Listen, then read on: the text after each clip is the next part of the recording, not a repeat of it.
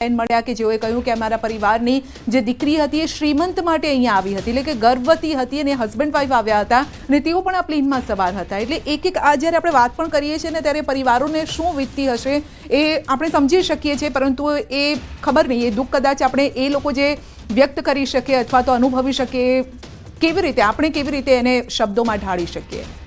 નવીન,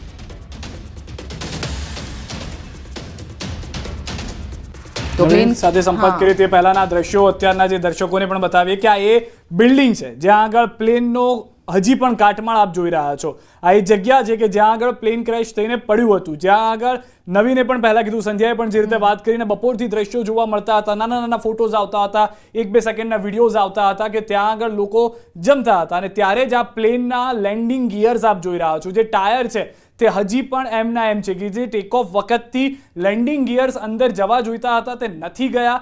તે પણ એક કારણ એમાં જોવા મળ્યું છે કે શું બ્લેક બોક્સથી તો જાણકારી મળશે, પરંતુ હાલમાં પ્લેનનો કાટમાળ હજી પણ એ હોસ્ટેલની અંદર જોવા મળી રહ્યો છે. તમામ લોકોને બહાર કાઢવાનો પ્રયાસ સૌથી પહેલા હતો કે જેટલા પણ લોકો સુરક્ષિત જીવિત બહાર નીકળી શકે પહેલા તે પ્રમાણેની પરિસ્થિતિનું નિર્માણ થાય ને તેમને બહાર કાઢીએ.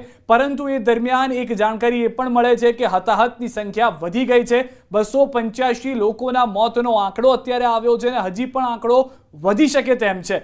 સૌથી વધારે મહત્વની જાણકારી જે મળી રહી છે કે રેસ્ક્યુ ઓપરેશન હજી ચાલી રહ્યું છે. હજી પણ જે કાટમાળવાળી જગ્યા છે જ્યાંથી આ લાઈવ દ્રશ્યો અત્યારના આપ જોઈ રહ્યા છો, એ કાટમાળવાળી જગ્યા પર હજી પણ સર્ચ યથાવત રાખવામાં આવ્યું છે.